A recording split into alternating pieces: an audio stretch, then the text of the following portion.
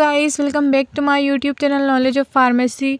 सो आज की इस वीडियो में हम बात करेंगे एंटीबायोटिक इंजेक्शंस के बारे में। और पिछली वीडियो में हमने बात की थी एंटीबायोटिक टैबलेट के बारे में और उनका मुख्यतः प्रयोग किन किन बीमारियों में किया जाता है। और आज की वीडियो आप लोगों के लिए ज़्यादा इन्फॉर्मेटिव होने वाली है, क्योंकि इस वीडियो में हम बात करेंगे एंटीबायोटिक इंजेक्शंस के बारे में, जो कि ज़्यादातर डॉक्टर्स द्वारा प्रयोग में लाए जाते हैं और इनका मुख्यतः प्रयोग किन किन बीमारियों में किया जाता है। तो अब तक आपने चैनल को सब्सक्राइब नहीं करा तो जाकर चैनल को सब्सक्राइब करें और वीडियो को बिना स्किप किए पूरा देखें। सबसे पहले हम बात करेंगे अमीकासिन इंजेक्शन के बारे में, जो कि अमीनोग्लाइकोसाइड क्लास का एंटीबायोटिक इंजेक्शन होता है। यह आपको मार्केट में 40 से 80 mg की स्ट्रेंथ में अवेलेबल हो जाएगा, जो आपको किसी भी मेडिकल की शॉप पर इजीली मिल जाएगा। इसके यूज़ की बात करें तो इसका यूज़ जो होता है बोन एंड जॉइंट इन्फेक्शन, यदि किसी व्यक्ति को हड्डी या हड्डी जॉइंट में कोई इन्फेक्शन हुआ तब इसका प्रयोग किया जाता है, या हड्डी में ऑपरेशन हुआ हो तो उसके बाद भी इसका प्रयोग किया जाता है। साथ ही इंट्रा एब्डोमिनल इन्फेक्शन, जैसे कि यदि किसी व्यक्ति को इंटेस्टाइन या स्टमक में किसी प्रकार का इन्फेक्शन हो गया हो तब इसका प्रयोग किया जाता है, या यूरिनरी ट्रैक्ट का कोई इन्फेक्शन हुआ हो, जैसे कि किडनी, यूरेथ्रा या पेशाब नली का इन्फेक्शन हो गया हो, जिसके कारण जो पेशाब में पस आना और जलन होने जैसी स्थिति हो तब इसे दिया जाता है। अपर रेस्पिरेटरी ट्रैक्ट तथा लोअर रेस्पिरेटरी ट्रैक्ट दोनों के इन्फेक्शन में से दिया जाता है, बट जो मुख्यतः इसका प्रयोग किया जाता है वहाँ निमोनिया में लिया जाता है। इसे लंग्स का इन्फेक्शन भी कहते हैं। अगला है मेनिंजाइटिस नाम की बीमारी, जिसमें कि जो स्पाइनल कॉर्ड तथा मस्तिष्क में इन्फेक्शन हो जाता हो तब इसे दिया जाता है। और कोई पेशेंट है जो इनमें से किसी भी प्रकार के इन्फेक्शन से पीड़ित हो, लेकिन उनमें जेंटामाइसिन एंड टोब्रामाइसिन इंजेक्शन काम नहीं करते, उनसे रेजिस्टेंस डेवलप हो गया तब भी इसे दिया जाता है।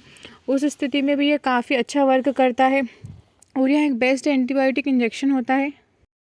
नेक्स्ट जो इंजेक्शन है अमोक्सिसिलिन एंड पोटेशियम क्लेविनेट इंजेक्शंस, जिसे क्लेवम इंजेक्शन के नाम से भी जानते हैं। यहाँ पर जो अमोक्सिसिलिन है यह ब्रॉड स्पेक्ट्रम पेनिसिलिन ग्रुप की एंटीबायोटिक मेडिसिन होती है, और जो पोटेशियम जो क्लेविनिक एसिड है यह बीटा लैक्टमेस ग्रुप की एंटीबायोटिक दवाई होती है। इसका मुख्यतः प्रयोग तब लिया जाता है यदि किसी व्यक्ति को सीवियर कान में, नाक या गले में कोई इन्फेक्शन हो तब इसे दिया जाता है।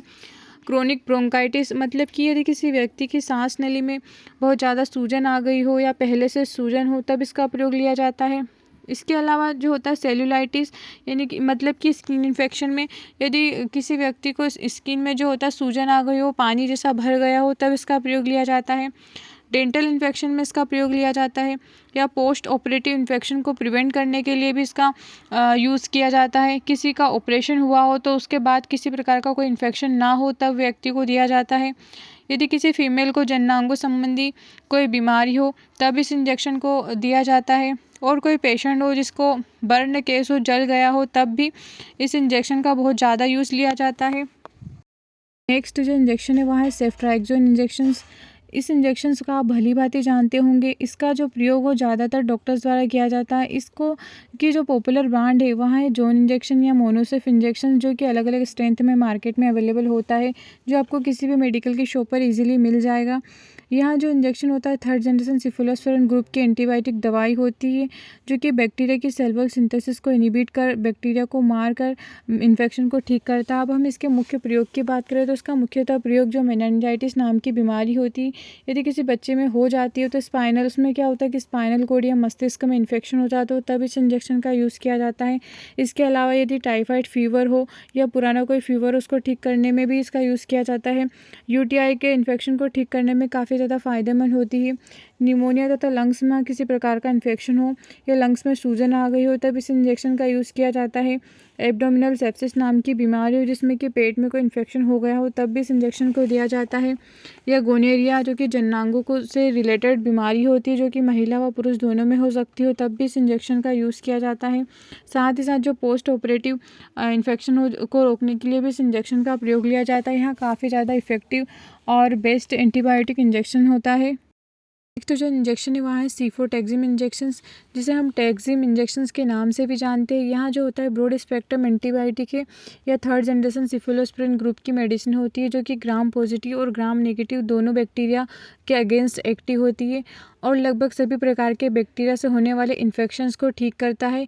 अब हम बात करेंगे इसके मुख्यतः यूजेस की कि इसका मुख्य प्रयोग कहाँ किया जाता है। तो यदि किसी व्यक्ति को लोअर रेस्पिरेटरी ट्रैक्ट का कोई इन्फेक्शन हो, जैसे कि ब्रोंकाइटिस तथा लंग्स, सांस नली तथा फेफड़े, इसमें कोई इन्फेक्शन हो गया, तब इसका प्रयोग किया जाता है।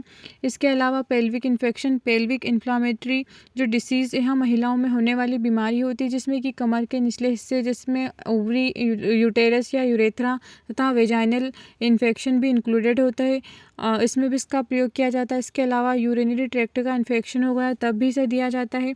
या एंडोमेट्राइसिस नाम की बीमारी, जिसमें कि हार्ट की जो आउटर लेयर होती है उसमें इन्फेक्शन हो जाता है, तब इसे दिया जाता है।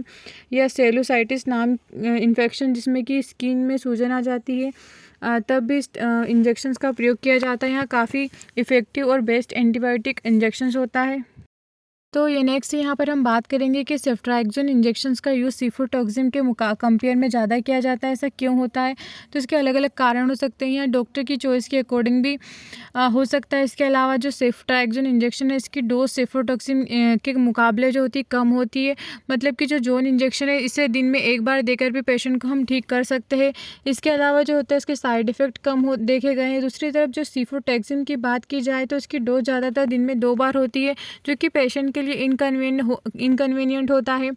और शायद यह भी कारण होता है कि सीफोटॉक्सिन के मुकाबले सीफोट्राइक्सिन जो इंजेक्शन होता है उसका ज़्यादा प्रयोग किया जाता है। साथ ही यह जो इंजेक्शन होता है प्रेगनेंसी में भी सेफ़ होता है। अब हम बात करेंगे नेक्स्ट इंजेक्शन की, जो कि है सिफोलोस्पोरिन तथा बीटा लैक्टेमस का कॉम्बिनेशन होता है। इस इंजेक्शन का प्रयोग तब लिया जाता है जब सिंगल जो सेफ्ट्राइक्सोन इंजेक्शन है व्यक्ति पर काम करना बंद कर देता है, रेजिस्टेंस डेवलप हो जाता है। उस कंडीशन में फिर सेफ्ट्राइक्सोन एंड साल्बेक्टम इंजेक्शन का कॉम्बिनेशन वाला इंजेक्शन यूज़ किया जाता है। यदि इन्फेक्शन काफ़ी ज़्यादा सीवियर हो जाता है तब इसको यूज़ किया जाता है। अब इसके यूजेस की हम बात करें तो जो हमने सेफ्ट्राइक्सोन में यूजेस देखे थे वही सिमिलर इसमें भी इसका यूज़ किया जाता है। जो इंजेक्शन है वहाँ है सेफ्ट्राइक्सोन एंड टेजोबेक्टम का कॉम्बिनेशन। तो यह जो होता है टेजोबेक्टम, जो कि एक बीटा लैक्टेमेज होता है, इसका प्रयोग उस समय लिया जाता है जब जो सेफ्ट्राइक्सोन है एंड साल्बेक्टम कॉम्बिनेशन का जो इंजेक्शन है वह ज़्यादा अच्छा असर नहीं करता है, क्योंकि जो टेजोबेक्टम है वो साल्बेक्टम से ज़्यादा इफेक्टिव होता है। बस यही एक डिफरेंस होता है और इसके यूजेस भी सेम सिमिलर सेफ्ट्राइक्सोन की तरह ही होते हैं। जो इंजेक्शन है वहाँ है जेंटामाइसिन इंजेक्शन। इसका प्रयोग बहुत ही वाइडली लिया जाता है। यहाँ भी अमीनोग्लाइकोसाइड क्लास का एंटीबायोटिक इंजेक्शन होता है। प्रत्येक प्रैक्टिशनर जो होते हैं इसका प्रयोग करते हैं। साथ ही ये अन्य एंटीबायोटिक की तुलना में सस्ता माना जाता है। इस इंजेक्शन को आप सिंगल तथा अन्य किसी इंजेक्शन के साथ भी इसे दिया जाता है। इसका अब यूजेस की बात करें तो इसका मुख्यतः प्रयोग जो होता है निमोनिया, जो कि लंग्स का इन्फेक्शन होता है। इसके अलावा बोन में कोई इन्फेक्शन हो जाता है, हड्डी या हड्डी जॉइंट के इन्फेक्शन में इसका प्रयोग किया जाता है। इसके अलावा हार्ट इन्फेक्शन में या PID पेल्विक इन्फ्लामेटरी डिसीज़ हो जाती है। यह महिलाओं में होने वाली एक समस्या या बीमारी होती है जिसमें कि जो कमर का निचला हिस्सा होता है उसमें सूजन आ जाती है या इन्फेक्शन हो जाता है, तब इसका प्रयोग किया जाता है। इसके अलावा ब्लड के इन्फेक्शन में इसका प्रयोग किया जाता है।